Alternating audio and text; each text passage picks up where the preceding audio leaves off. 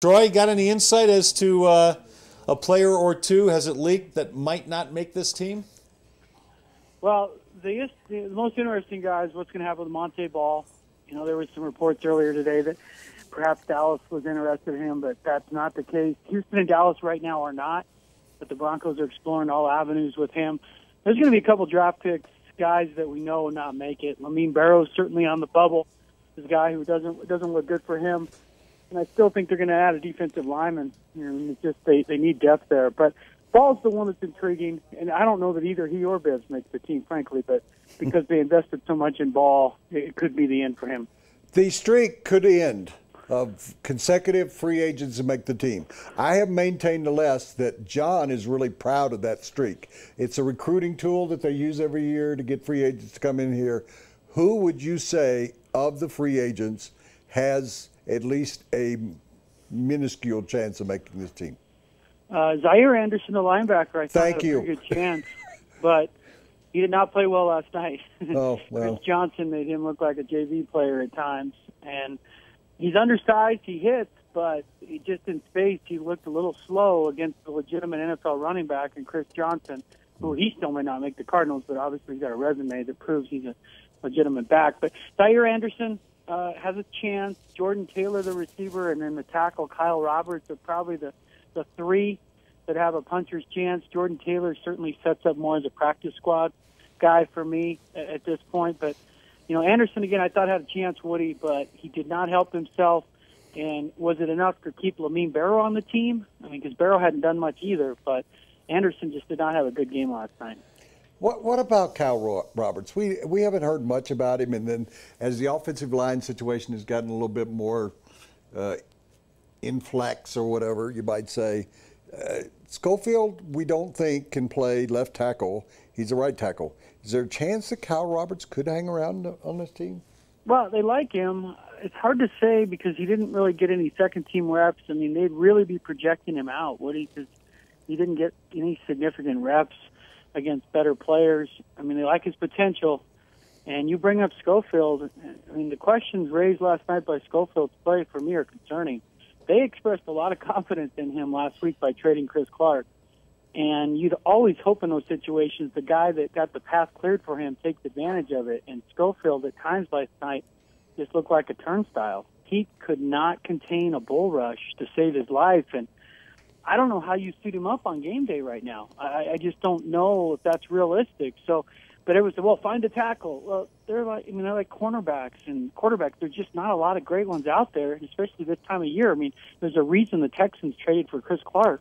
It's not like there's a bunch of tackles sitting on the waiver wire tomorrow, but Schofield's play raised concerns. Could you revisit the backup? Could you revisit Jake Long now?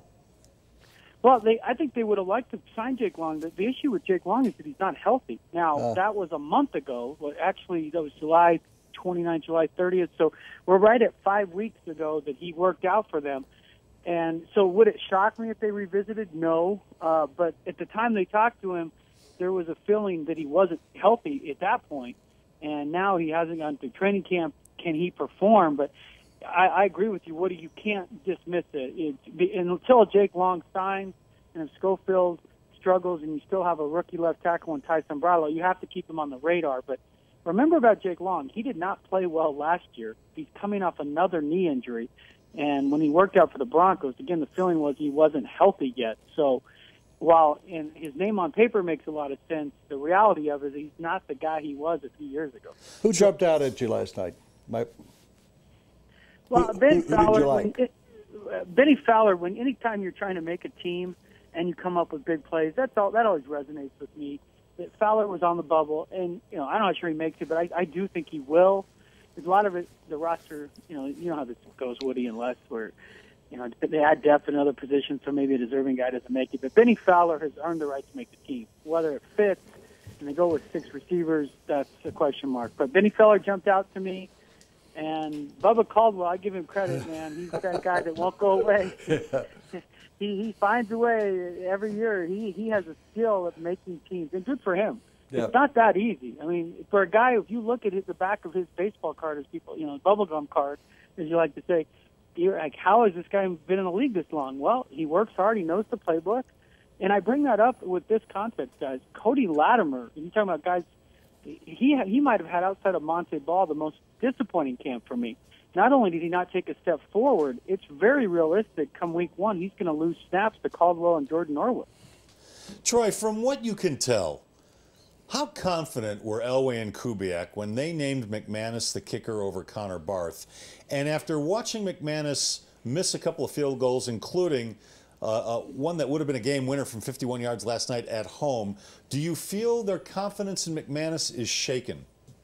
I don't know, shaken, but it's not as solid as it was a week ago, because this was supposed to be a different Brandon McManus. He's on the team for two reasons. One, he's got a strong leg, so that lends itself to kickoffs, which he's done fine at, and the ability to kick long field goals, which he has not done well at.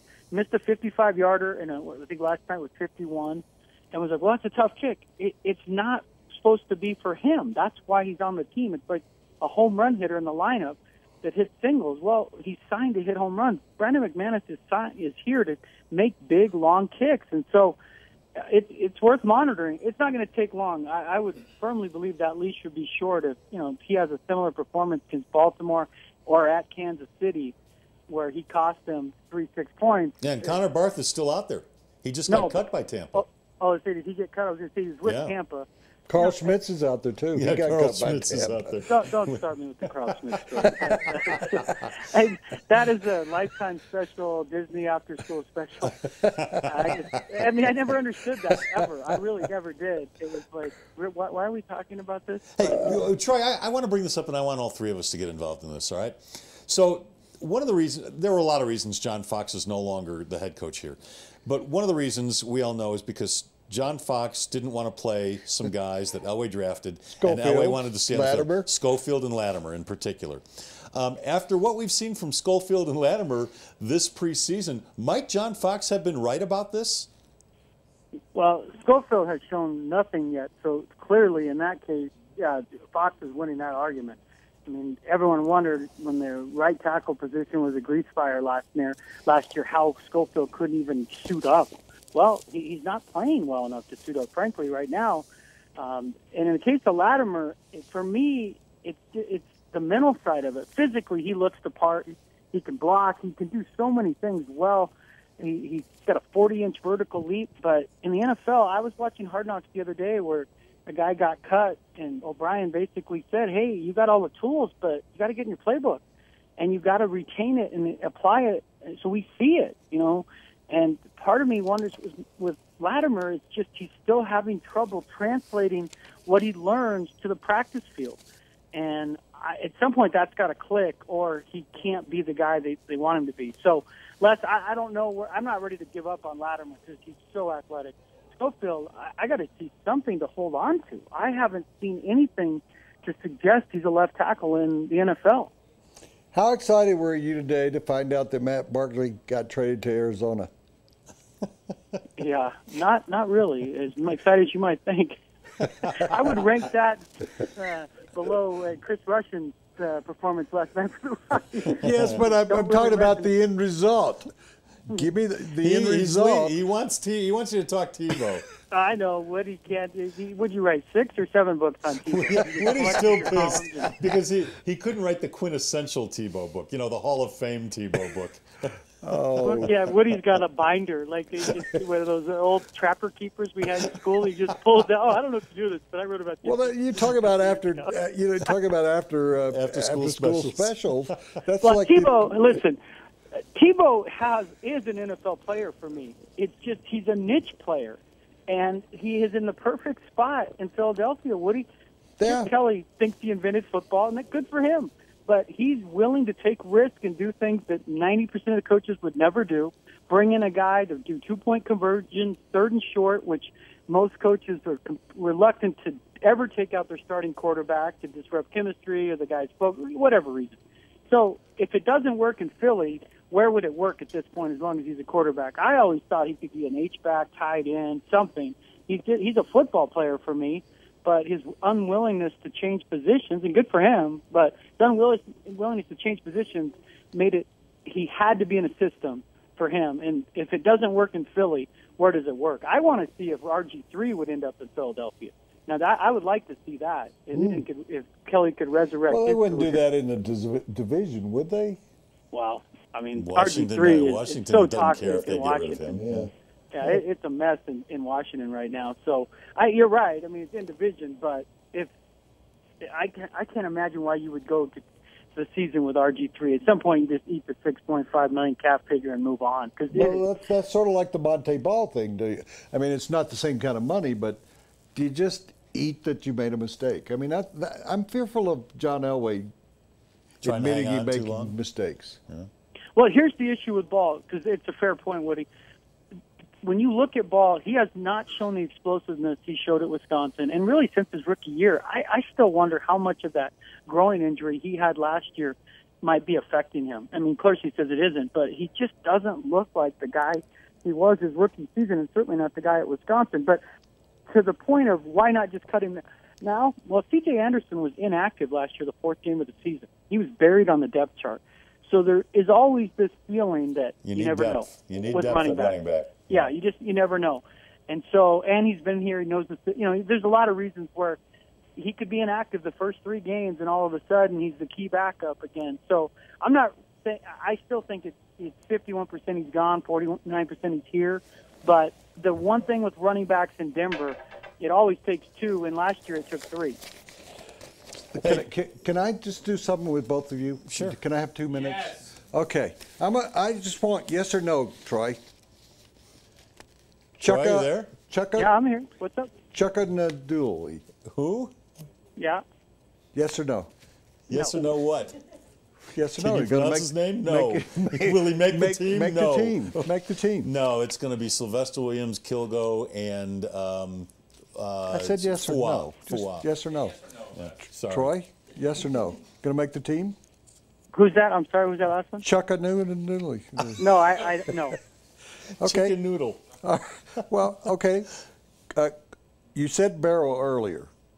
You say he's on the bubble. Yes or no?